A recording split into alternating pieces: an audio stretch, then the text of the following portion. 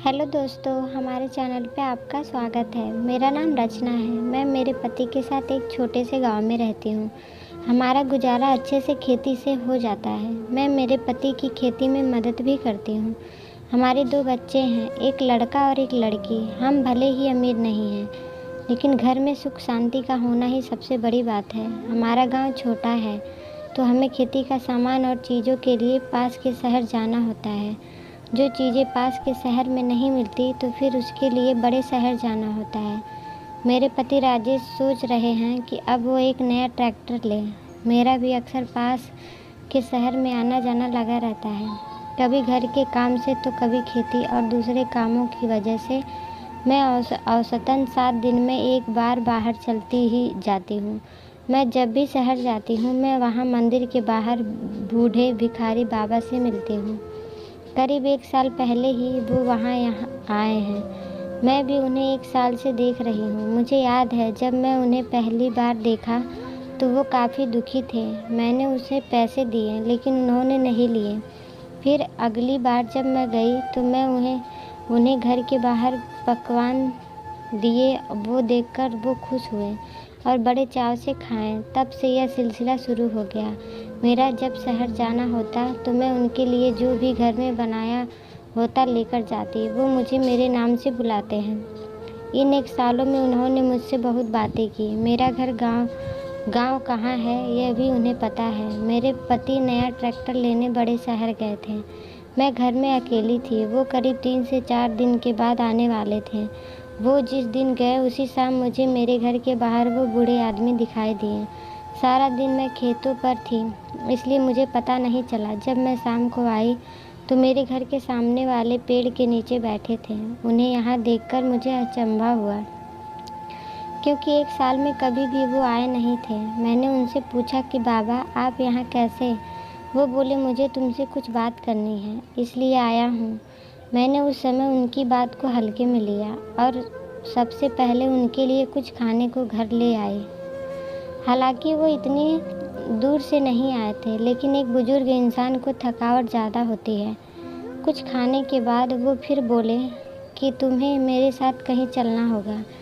मैंने पूछा कहाँ? वो बोले कि पास है, सुबह निकलेंगे तो शाम के पहले आ जाएंगे। तुम्हारा गांव से बस का साधन भी मिल जाएगा।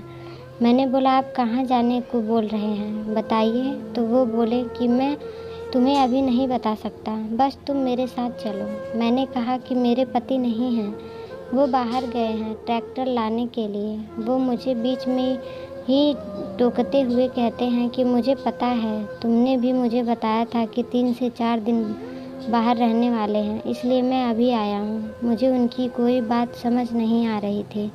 एक पल के लिए मुझे यह भी लग रहा था कि शायद उनकी उम्र की वजह से आज कुछ इस तरह की बात कर रहे हैं। मैंने उनसे कहा कि ठीक है, आप अभी आराम कर लें, हम सुबह चलते हैं। वो घर के बाहर वहीं पेड़ के नीचे ही सो गए। मैंने उस समय उनकी बातों को ध्यान नहीं दिया। मैं सोच रही थी कि शायद वो सुबह होते ही मुझे दिखाई नहीं दें, वहीं शहर के मंदिर वो वापस लौट जाएं, लेकिन ऐसा नहीं हुआ। सुबह जल्दी ही वो मेरे घर का दरवाज़ा खटखटाने लगे। मैंने दरवाज़ा खोला। सुबह के 5 बज रहे थे। दरवाजे खोलते ही कहने लगे कि चलो रचना, चलना नहीं है? अब मैंने उनसे पूछा आप क्या बोल रहे हैं, कहाँ जाना है, आज आपको क्या हो गया है? हालांकि मैं उन्हें पिछले 1 साल से जानती थी, लेकिन आज वो कुछ बदली बदली बातें कर रहे थे। वो बोले कि तुम्हें मेरे साथ चलना ही होगा। मैंने कहा जाना आप बताओ, मेरे पति नहीं हैं। वो बोले ज़्यादा समय नहीं लगेगा, अभी 8 बजे निकलेंगे तो शाम 5 बजे वापस आ जाएंगे। मुझे एक पल के लिए कुछ अजीब सा लगा, लेकिन फिर मैं उन्हें 1 साल से जानती थी, लेकिन उनके बारे में कुछ ज़्यादा नहीं जानती थी, इसलिए मुझे उनके साथ जाने में थोड़ा संकोच ज़रूर हो रहा था। लेकिन मैं इतना ज़रूर जानती थी कि उन पे विश्वास किया जा सकता था। उनकी जिद को देखते हुए मैं उनके साथ जाने को तैयार हो गई। हमारे गांव में एक बस जाती थी। वो जहां जाना चाहते थे वो जगह करीब 40 किलोमीटर दूर थी। बस में बैठने के बाद हम करीब 11 बजे एक गांव में पहुंचे। वहां उतरने के बाद उन्होंने कहा कि चलो मेरे पीछे आओ। ज़्यादा तेज़ वो चल नहीं पा रहे थे, लेकिन धीरे धीरे चलकर वो गांव के बाहर हो गए थे। करीब 1 घंटे से हम चले जा रहे थे। अब गांव के बाहर सुनसान जगह की शुरुआत हो गई थी। मैंने उन्हें कहा कि आप कहाँ ले जा रहे हैं? वो बोले कि थोड़ी देर और चलो, बस आने ही वाला है। उसके बाद भी करीब आधा घंटा चलने के बाद वो एक छोटी सी झोपड़ी में पहुँचे। बाहर से देखने पर जर्जर थी। उन्होंने उसका दरवाज़ा खोला, उसकी चाबी उनके पास थी। झोपड़ी में जाने के बाद वहाँ मुझे सिर्फ पत्थर दिखाई दिए। उन्होंने कहा कि यह बड़ा पत्थर हटाओ। मैंने हटाया और फिर उन्होंने वहाँ खोदना शुरू कर दिया। धीरे धीरे खोदने के बाद उन्होंने वहाँ से एक बड़ा सुंदर संदूक निकाला, जिसकी चाबी भी उनके पास थी।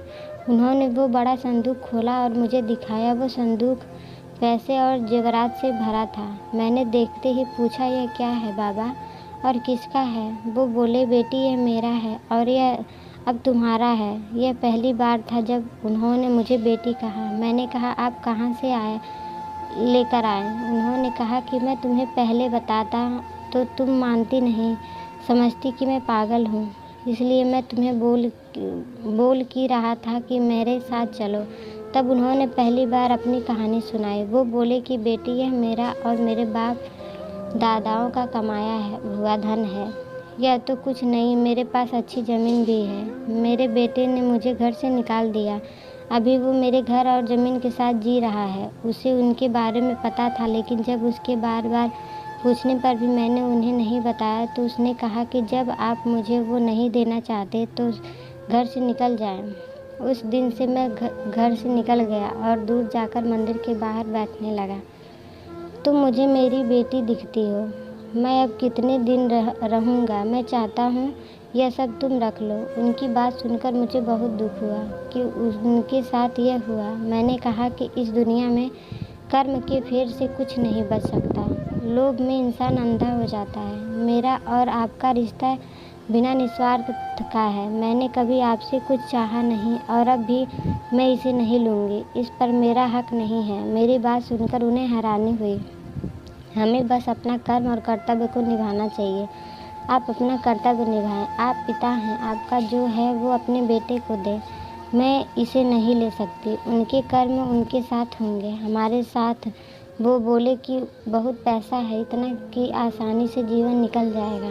मैंने कहा कि पैसा तो आपका है, आपके पास ही था, आपका आसानी से निकला, क्यों आपको मंदिर के बाहर बैठना पड़ा और इसे यहाँ छुपा कर रखना पड़ा? जो पैसा आपके घर में शांति नहीं ला सका, वो मेरे साथ क्या करेगा? हम जो मेहनत से कमा रहे हैं, उससे मेरा जीवन अभी शांति से चल रहा है। मुझे माफ़ करें। मैं तो कहती हूँ, छोड़िए जिद और आप भी शांति से जिए, दे दें उन्हें पैसा। वो बोले कि बेटी, मैंने सोचा कि आज मैं तुम्हें कुछ धन देकर तुम्हें खुश कर दूंगा, उल्टा तुमने मुझे ही कुछ सिखा दिया। जीती रहो बेटी। मेरी बातें सुनकर वो वहीं बैठ गए। उन्होंने कहा कि अब तुम चाहो तो जा सकती हो, मैं कुछ देर यहीं रहूँगा। मैं वहाँ से आ गई। मुझे बहुत शांति अनुभव हो रही थी। करीब 7 दिन बाद मेरा शहर फिर जाना हुआ। मुझे बाबा वहीं बैठे दिखाई दिए। मुझे देखकर बहुत खुश हुए। पास गई तो बोले कि उन्हें वो पैसे दे आया। बहुत शांति का अनुभव कर रहा हूँ। धन उनके लिए महत्वपूर्ण था, मेरे लिए भी तो था। वो लेने की जिद पर अड़े थे और मैं ना देने की धन के भूखे तो हम दोनों ही थे। जब तुम इतनी युवा होकर इतना धन छोड़ सकती हो तो मेरे तो दिन ही कितने बचे हैं। तुमने सच में मुझे शांति का अनुभव करा दिया। बाबा अब सच में खुश लग रहे थे। मुझे अच्छा लगा उन्हें ऐसा देखकर। ये कहानी आपको अच्छी लगी हो तो लाइक करें, शेयर करें। ऐसे ही कहानियों के लिए मेरे चैनल को सब्सक्राइब ज़रूर करें।